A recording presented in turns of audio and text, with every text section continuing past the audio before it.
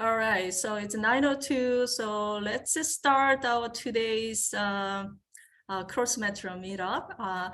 So good morning and good afternoon and good evening to all of you joining us today, no matter where you are in the world. My name is Mi-Jung Hibet. I'm the Executive Director of the Global Chamber, Baltimore, Washington, D.C. And I'd like to extend a warm welcome and thank you to all of you attending this Cross Metro Meetup between Global Chamber BWI and Global Chamber Seoul, South Korea.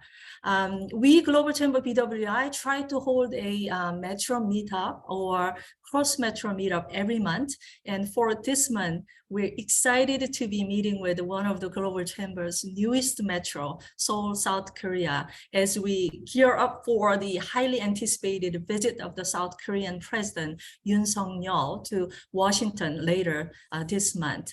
But before we dive into the details, let me give you a brief overview of the Global Chamber and what we do. And we are a member-supported organization headquartered in Phoenix, Arizona, with chapters in 525 metros around the world.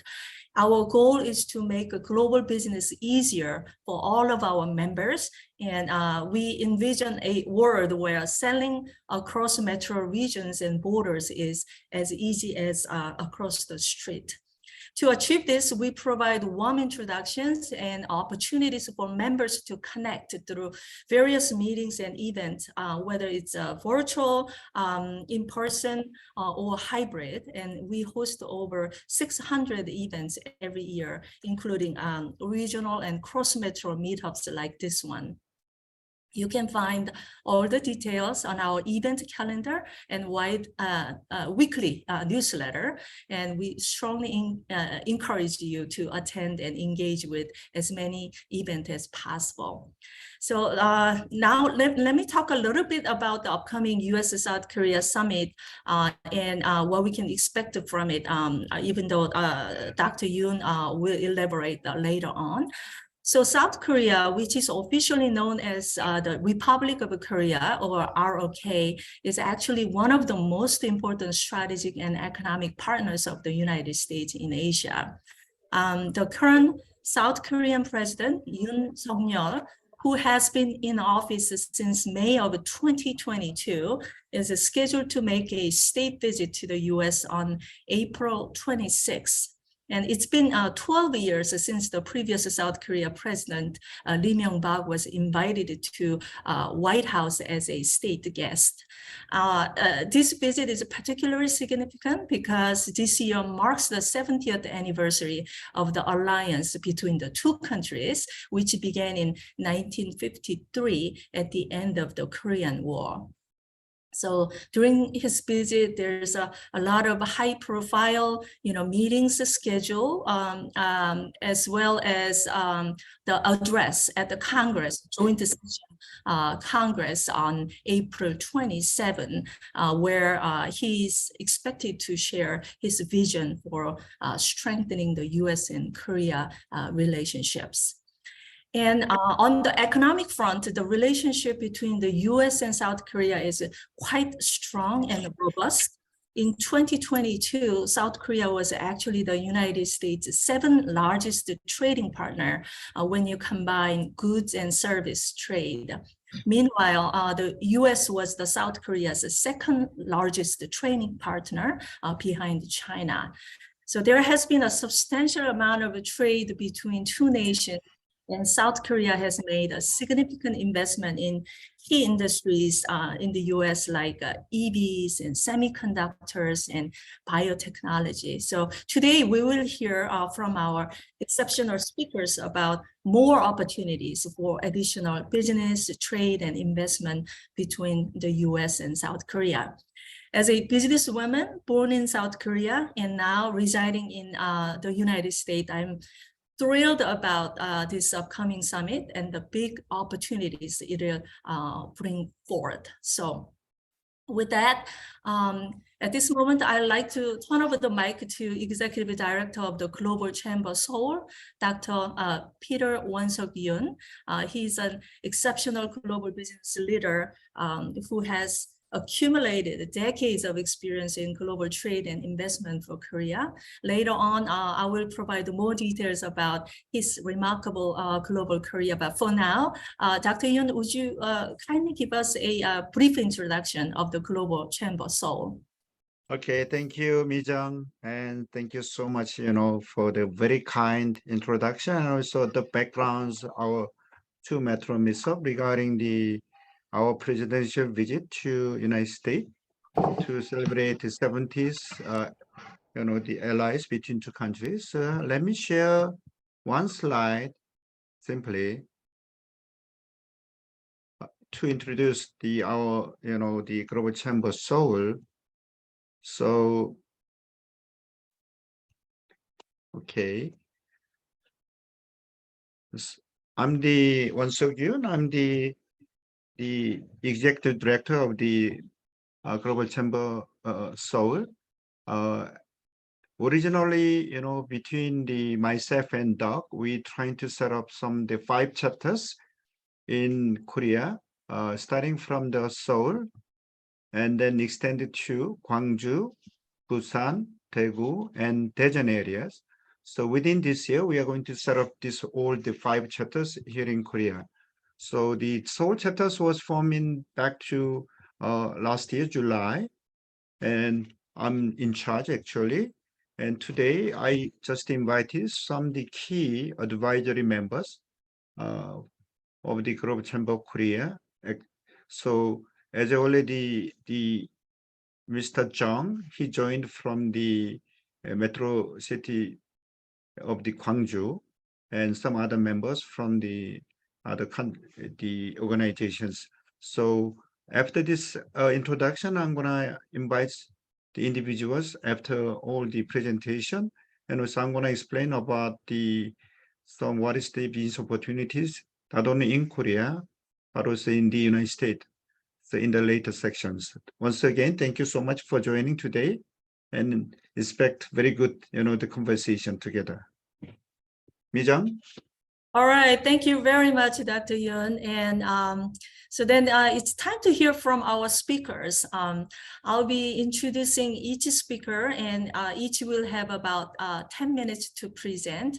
But please keep in mind, attendees, that if you have any questions for the speakers, you can drop them in the chat box during their presentation. Although we'll have dedicated Q&A time after all speakers have presented, we strongly encourage you to ask questions throughout the meeting. And also, feel free to exchange your information in the chat box as we have limited time for networking toward the end. By sharing your information in the chat box, you can connect with each other attendee outside of this meeting and potentially develop the valuable business relationships. So with that, now our first speaker is John Miller, who currently serves as the Chief Economist at Trade Data Monitor. In this role, John authors the TDM Insights column, which focuses on tracking trends and developments in global trade. Additionally, John is a contributing writer at America Magazine and co-director of the PBS film Mouseville. Notably, John has a wealth of experience in journalism, having written for Time, Newsweek, and served as a staff reporter at the Wall Street Journal between 2004 and 2016. During his presentation, he will discuss trade statistics and global trade trends and South Korea's exports and imports. So thank you, John. Please go ahead. Yeah, thank you, Mi-jung, and thank you everybody for being here this morning. I got into this game when I started covering trade for the Wall Street Journal in 2006, a long time ago. And since then I've covered global mining and I've done a lot of other stuff in journalism. And the reason I hooked up with TDM is that I believe in the power of trade data to tell stories. And I really like how when you analyze trade data, you can see what's going on in the global economy. And I hope to give you an example of that this morning. So skipping forward here. So you've already had a bio of me. Don't need to dwell on that. So what are trade statistics? So these are this is data that covers trade and goods. So we don't track trade and services. There are ways of doing that, but that's not what Trade Data Monitor does. We collect data from national governments. Some of it is free, some of it we pay for. We make sure it's accurate. We have over 110 countries, which basically covers all of global trade, given that every importer has an exporter. So the only countries that we don't have are small. So it's all the major world trading powers, economic powers. And our customers include the World Trade Organization, big banks, trading companies, multinational firms. And what I love about the data especially is that it's independent from spin by corporations or governments. When I covered major corporations for the Wall Street Journal, I would often benchmark what they were saying against the independent trade data and found that it, I could basically figure out if they were obscuring or trying to hide the truth. So how do HS codes work? This is a global system implemented by the World Customs Organization. Every traded good has a code. The more numbers there are, the more specific it is. So for example, a 07 would be all fruits and vegetables. A 0702 would be tomatoes. And then you get really down to more digits. You have a very specific kind of tomato. Obviously, U.S. and South Korea, not a lot of tomatoes getting traded. Big things to pay attention to. A lot of tension over semiconductors, of which obviously Korea via Samsung is one of the world's top producers. We're seeing more polarized supply chains. So you hear about the nearshoring trend, and you see that in the trade data. During COVID, we saw a lot of trade in consumer goods, especially stuff people use at home, from toys to routers, furniture. Yeah. And as soon as COVID ended, people started buying more shoes and suitcases, and imports of furniture and toys decline. And again, you can see all these global trends in trade data, which I love. U.S. exporting more energy is a big story, especially to Europe. France in 2020 imported $3 billion worth of gas from the U.S. Last year, that was 40 billion, so times 13 because of the Russia crisis. Europe is now buying a lot more American energy. South Korea is an export power, important to say. I'll get to the U.S. South Korea data in a second, but it's the world's 6th biggest exporter, again, because of its high-tech industry and automobile industry. But that's obviously a big deal. It's a true trade behemoth. Its top export destinations are China, U.S., Vietnam, Japan, and India. You'll see a big decrease in exports to China in the first 2 months of 2023. A bit too early to draw firm conclusions, but the data does mean something. And there's a shift maybe towards the U.S. Trade exports to the U.S. Are up in the first 2 months of 2023, up 4.7%, while exports to China are down over 25%. And exports to Vietnam have also declined. And we have, we can go very deep in this data. So if you have any questions, feel free to email me or my colleague Ming, who's on this call later. What does South Korea export to the world? So this 85 tariff code includes semiconductors. So this is obviously the nuts and bolts of the high-tech industry, is the top export, followed by cars, machinery, and fuel. Sometimes you have transshipment of fuel or transformation of fuel that can end up in the data. South Korea's top sources of imports are China, the US, Japan, Australia, and Saudi Arabia. That's obviously a lot of energy. One thing to note is that these are dollar amounts, and we use dollars to combine everything. It's the easiest way of combining goods, but often you have distortions if there's a big price swing. So the price of fuel goes up, you'll see a huge increase in imports of fuel, but that doesn't mean that you're necessarily importing a lot more fuel. It can be an increase in price that explains that.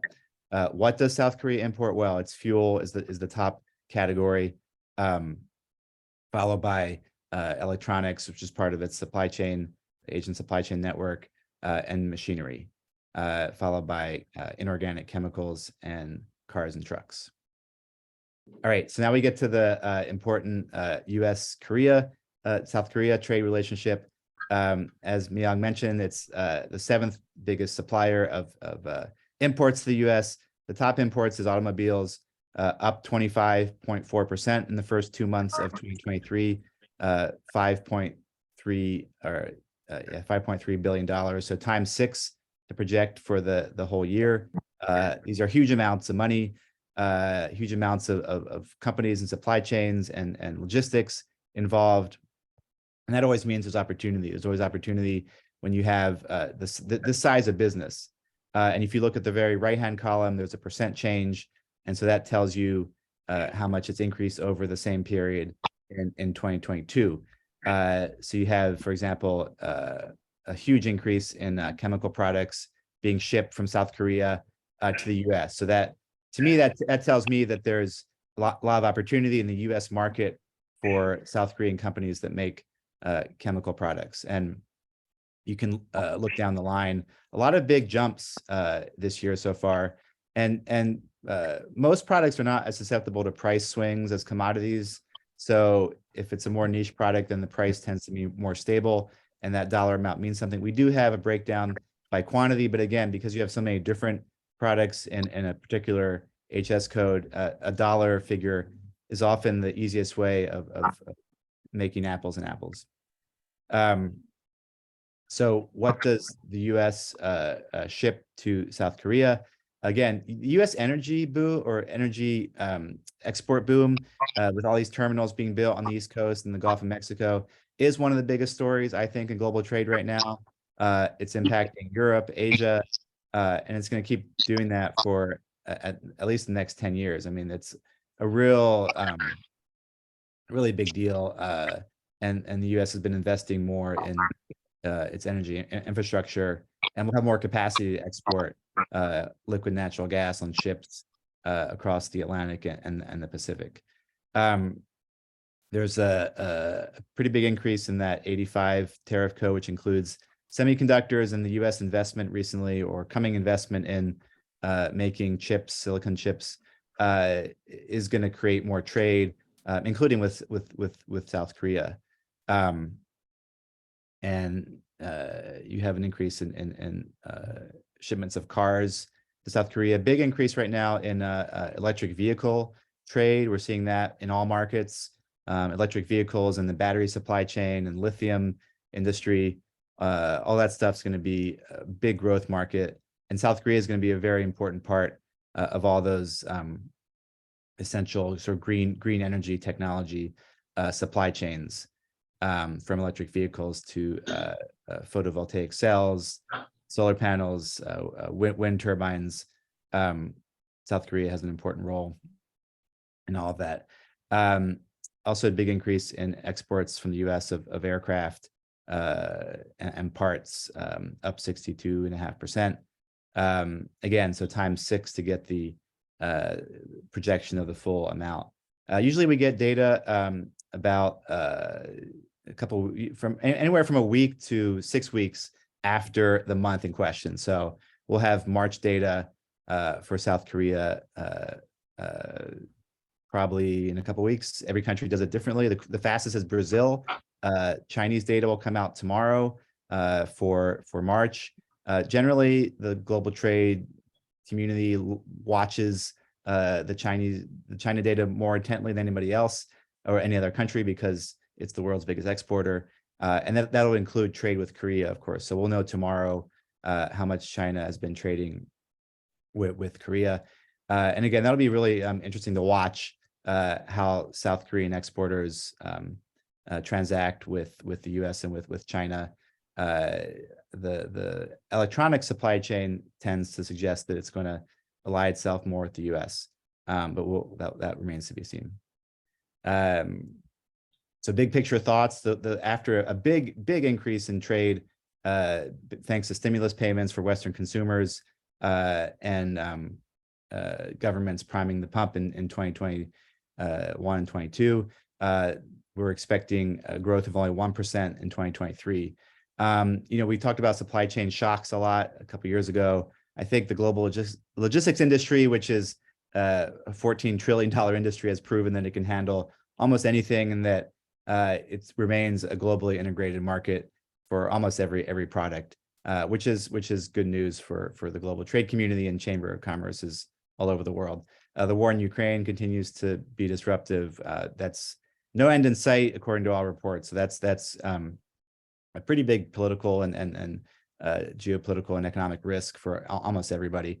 Higher energy prices, of course, inflation, and then we have an election coming up in the U.S. next year. I will say that this trade policy, to the extent it exists for the Biden administration, is pretty much status quo with no bold moves.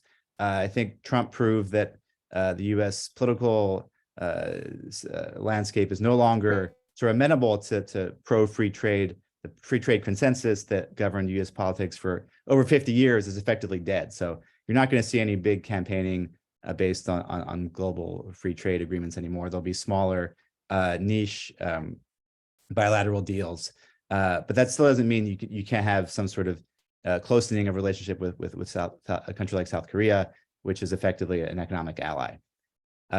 Those conclude my remarks. Thanks again for talking. Happy to talk more trade.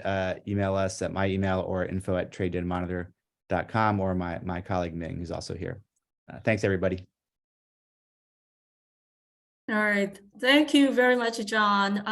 TDM is a member of a global chamber, and then they provide very, very valuable, the trade data. So any companies out here wanted to get connected with them, please feel free to shoot me an email or just, I will follow up later on.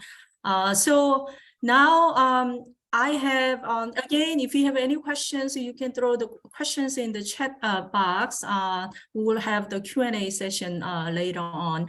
Now, our next speaker is Dr. Peter Won-Suk Yoon, who just spoke earlier. He is the executive director of actually 5 metros in South Korea, including Seoul. He has had illustrious career spanning over 3 decades, holding numerous high-profile positions. Due to his extensive nature of his career, I think it would be too long for me to read his full bio. However, I will highlight a few notable positions he has held. Currently, he is the chairman of the Korea M&A Association and Korea Medical Data Association. He's also the CEO and founder of Meta Globe Corp, specialized in developing cross-border business consulting, trade and investment, including M&A and strategic alliance. From 2019 to 21, he served as the president of global business for Hancom Group. It's a Korea stock, the listed company in Korea, which is Korea's leading software company, also a leading innovator in metaverse, space and aviation, blockchain, and disaster safety. However, his most notable career achievement was with KOTRA. No, I'm in the office today. Korea Trade Investment Promotion, where he served for 33 years in various international posts all around the globe. So with that, I yield the floor to Dr. Yoon. Wow. Thank you so much. And it's kind of a long history, what I have done so far. Okay, so today's my presentation in 2 parts. One is that I want to share some, experience with you as my service with the KOTRA, and also today, actually, as already John explained about the trade opportunities, I'm trying to more focus on the foreign direct investment into Korea. So let me share my slide first, and then let me explain what I'm going to do. So already Mi Jung explained about my career. So this is all my career. But when I was with Kotra, what is my special position once was that as a head of Presidential Economic Diplomacy Center. What it is, actually, whenever a Korean president official visit to overseas, I'm in charge of organizing the economic delegation, arranging the G2G and B2B agendas, and executing the business forum and also one-on-one business meetings. So during my terms between the 2015 to 2018, let me share some experience with you. I checked some history, so I found that there were 6 times Korea-US summit meetings between the 2015 and 2022. So most recently, the President Yoon visited last year to the President Biden actually visited Korea to have a summit. That is the right-hand corner. And also upper parts, there was the former President Park Geun-hye at the Washington, D.C. I organized this kind of forum with the Korea Chamber of Commerce, and there was some summit. And during this period, what I have done, normally we organize several these, that occasions. So let me indicate just 2 cases.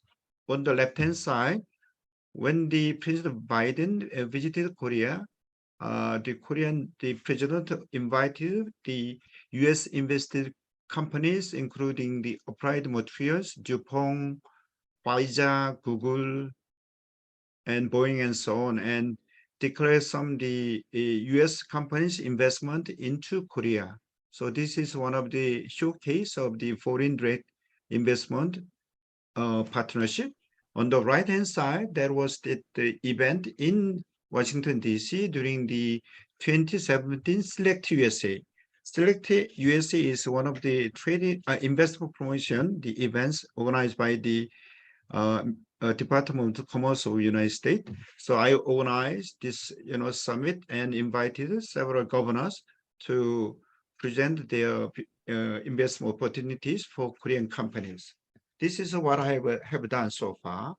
And this time, on the occasion of the President Yoon's visit to United States, so Korean side, the Korean organization is going to high power delegation to Korea, which are composed of more than 100 companies. So I think there will be several DPs, the meetings will be going on. So I think many members of global chambers may find out some information, and you may join this kind of event. This is second part of the Korean economy and what is the investment opportunities. As you see in this slide, Korea is a small country with a population of 51 million people only, and also the land size is just 100,000 square kilometers. Even though Korea holds very significant position in the global market, our Korean domestic market, it was 83 billion US dollars. Our GDP comes $181 billion, which is the 10th in the world. And also our trade comes to $126 billion, including imports and export. That is 8th in the world. So we have very complexity economy and also very powerful the technology-based country. So Korean takes some leadership in several areas, but among the Fortune top global 500, Korean companies are 15 in total, including Samsung, Hyundai, SK, LG, POSCO, Hanwha, CJ, and so on. So these global companies not only based in Korea, but they are leading some innovation technologies in the world.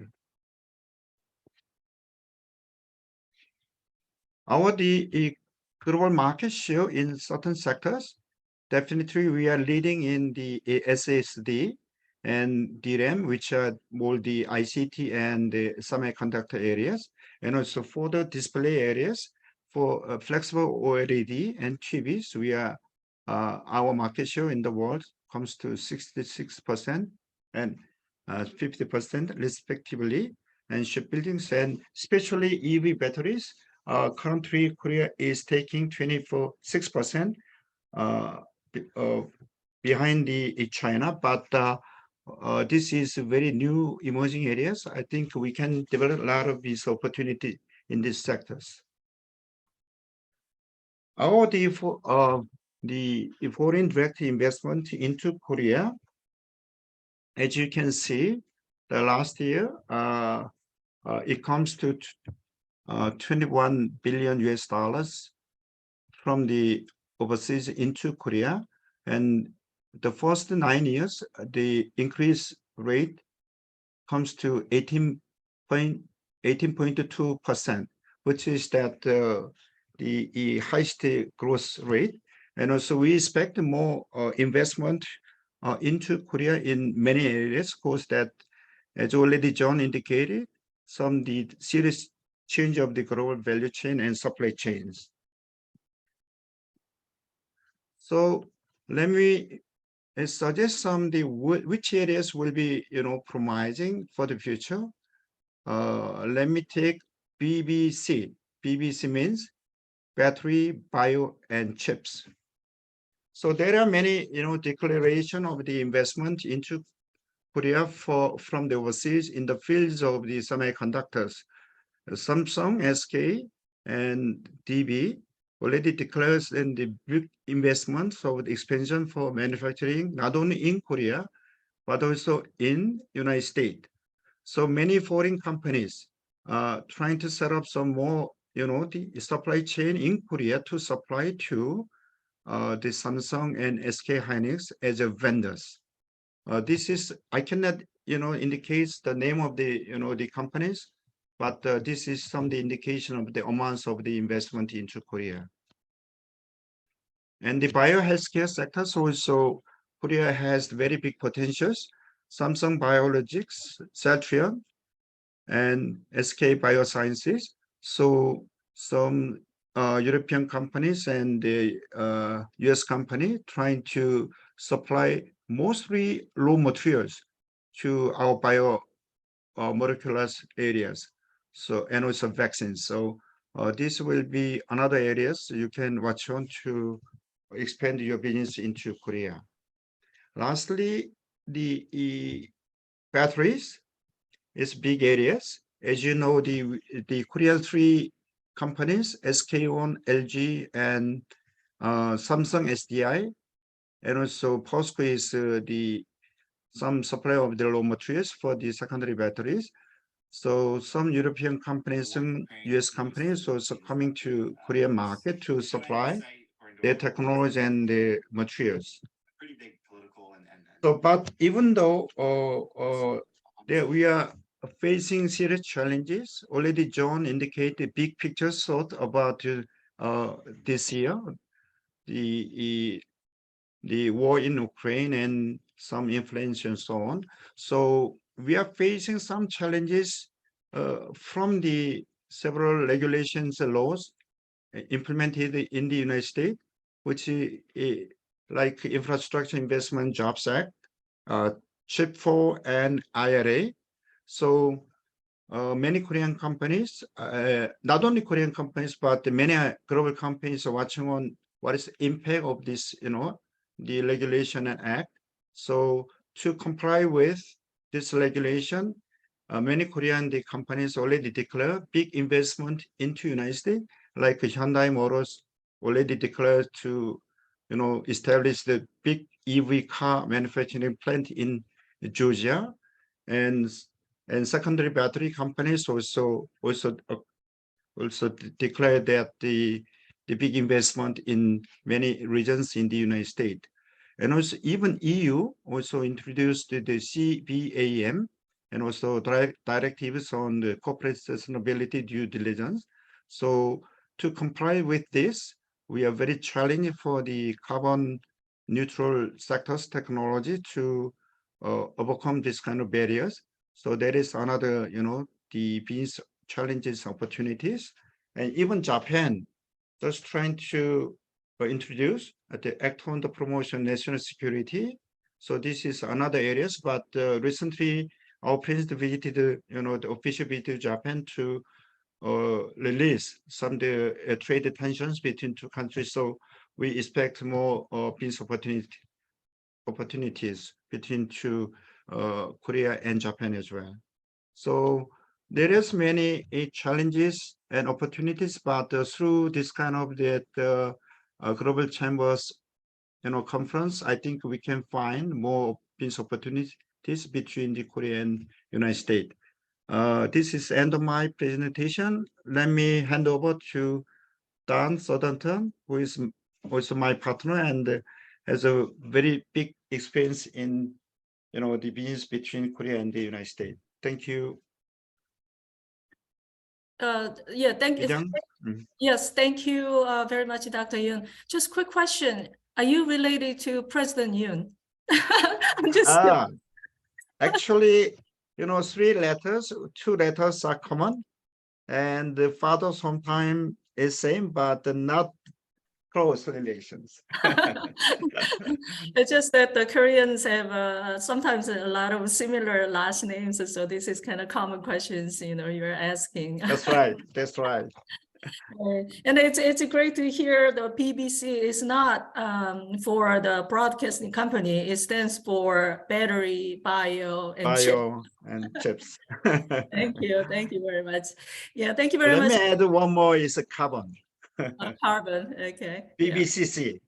BBCC, wonderful. Yeah, so now we have a final speaker here, Dan Southerton. He's an experienced executive officer with a demonstrated history of working in international trade and development industry. He has a wide range of skills, including executive development, management, business development, and organizational development and recruiting. Currently, he holds the position of Chief Development Officer, Business Development at Greenergy, USA. And throughout his career, he has served as an advisor, career coach, and mentor and consultant to numerous large corporations in South Korea, including Kia Motors and Hyundai Mobis and a lot more. So we're glad to have you down here. So please go ahead. Okay. Well, thank you. It is a pleasure to be able to work with the group this morning. And I see we have people from all over the world, so it's even more than just the U.S. Korea. As Dr. Yoon has mentioned, that many of the key points, as well as John, what I'd like to do a little different right now is drill down to some more real-time activities that are going on today. I'd like to start off first with there's really two aspects to the U.S.-Korea relationship. There is definitely, outbound, which is all the export from Korea coming into the U.S. But I've really worked as much with U.S. brands and U.S. companies going into Korea. We call that inbound. And the rules are different. It's not like one set of rules that would be there. And this applies globally too. Let me see if I can share my screen. Let's see if I can get it up here. That's my USC hat. I don't want that there, folks. Let me see. Do you have the South Korea screen down? Yes. Okay, good. Thank you. So again, we always like to express that when we're talking about inbound brands to Korea, a much broader picture than just going into Korea. We believe that Korea really is the portal for Asia Pacific. Many years in the past, it was the brands, Western brands would go into Hong Kong and then they would go elsewhere, some Singapore, but we all feel that probably the best portal for going into Asia Pacific today is Korea. And there's a number of reasons for that. Why? Well, they're global consumers. We all are aware that there's a very affluent population, well-educated, global-facing workforce. Because as John has mentioned, Dr. Yoon has mentioned, they have so many major Korean groups that are working globally. There's a lot of exchange going on.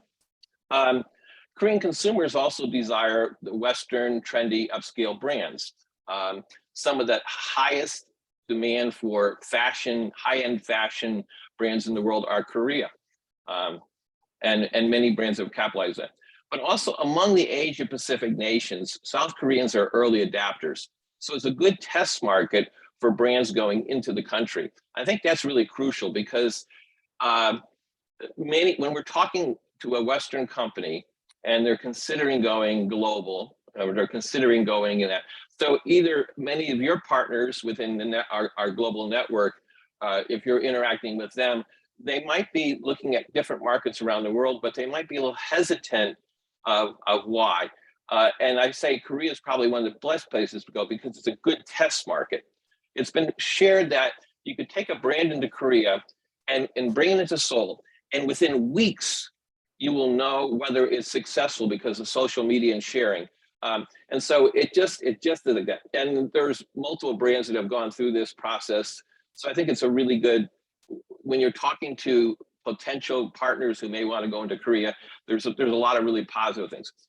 Today, I'm going to focus on 2 case studies because what my work is, as Dr. Yoon has mentioned, is we really drill down on working with brands, and we have extensive day-to-day conversations with brands that are going into Korea. But I'd like to talk a little bit historically. And then the first one here is, I think, one that everyone's really familiar with, but it's a market changer. So Starbucks came into Korea in 1999. It went into a very small area near Yeol University, which is one of the universities. And the reason they chose that was because they knew there was academic exchange. There were students coming over to America. They'd probably gone to a Starbucks. So they felt it was a safe start.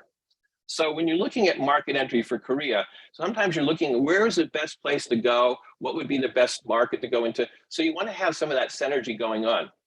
The reason I mentioned it's a market changer. Does anyone out there have any idea, and if they would maybe want to jump in, how many coffee shops there are now in Korea? Does anyone want to take a guess at it? Well, you can see my notes down there. There's over 70,000 coffee shops in Korea today. That is not the way Korea was before 1999.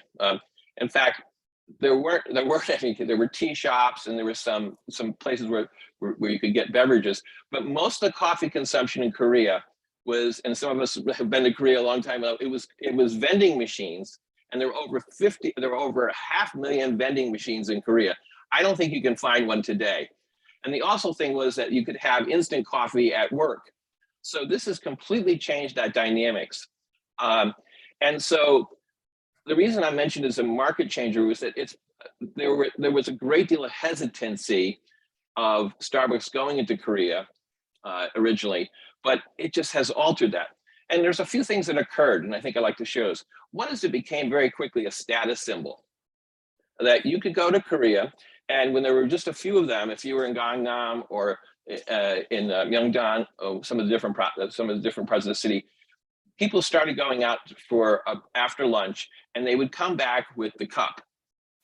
But some of them would actually turn the cup so that you could see that they actually had a Starbucks. And today, it is such a part of corporate culture. And as Dr. Yoon and I know, it's very common when I work with him in Korea, we go out for lunch, and then on our way back to the office, even though we have a coffee machine in the office, we still take our Starbucks back. So a couple of things too is, I think many of you are aware the population in Korea is very dense. So your apartments are relatively small. If you're visiting and you're in a hotel room, that's small. But you can go out, sit down in a Starbucks and sit and relax and study or meet people. But that's a phenomenal change. Originally, when Starbucks went to Korea, people just would run in and out. They wouldn't even stop. So they had to change that culture. So what I'd like to share with this case study is that there might be hesitancy of brands going into Korea, but it's possible they can actually shift and change things. So Starbucks is your case example on that, and the case studies. And I think it's just really, you know, a great opportunity to share with somebody. Yes, our brand is new to Korea. It does very well in the U.S., or our partners here are really doing well, but it is possible to change. The second one that I'd like to talk today about is Costco, because that's actually Korea's most successful non-Korean retailer. And there's plenty of retailers in Korea. Most of the major brands, retail brands, whether it be Shinsegae or Hyundai or Lotte, all have multi-channel distribution. They have a variety of outlet malls and hypermarkets and that. But what's been really the most successful, but I'd like to give you a little history on that. So when Costco was originally looking at Korea, they were going to partner with Shinsegae, which is one of the largest retailers in Korea. But after a short period of time, they decided Costco was going to go on their own.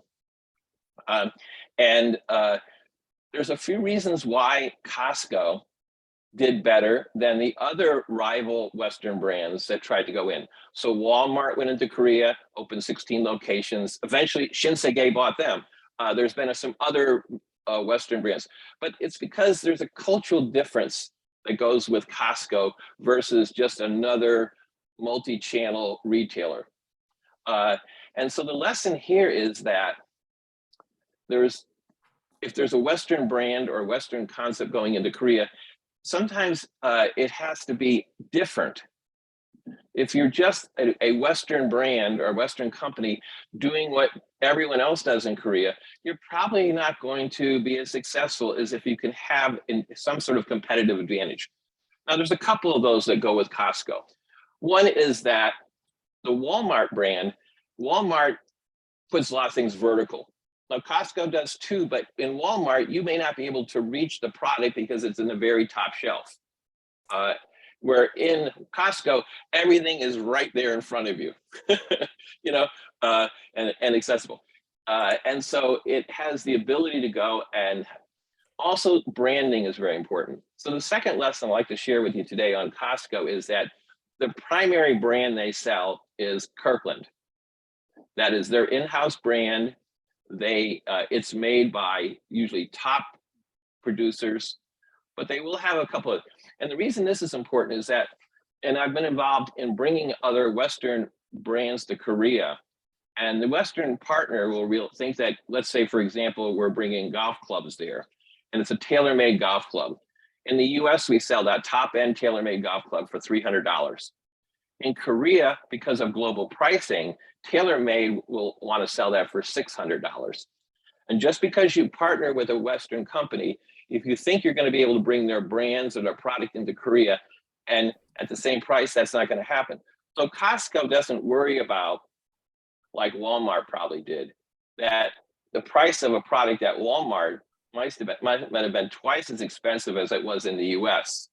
Where Kirkland, they control the brand, they can control that pricing. And so that it gives them the ability to go and maintain a really competitive price. And of course, as you know, in societies in the world, we have different cultural traits, individualism or collectivism. Koreans will like to actually sometimes, and you don't want to go to Costco in Korea on a Saturday or Sunday. You may not even get in the door on Sunday after church or that, because it's very common for many of them to use it as a activity.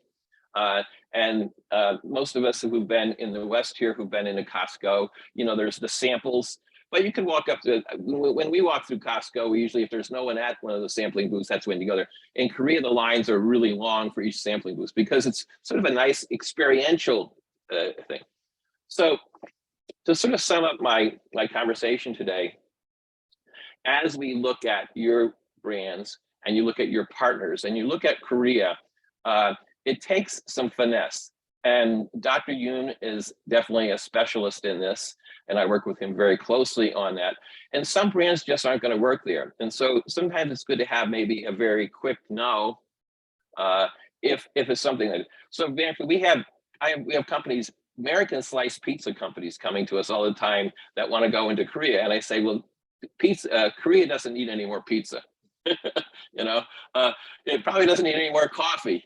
But there are brands in the U.S. that will do very well there, and I think that's really the opportunity. And these have to be sort of screened.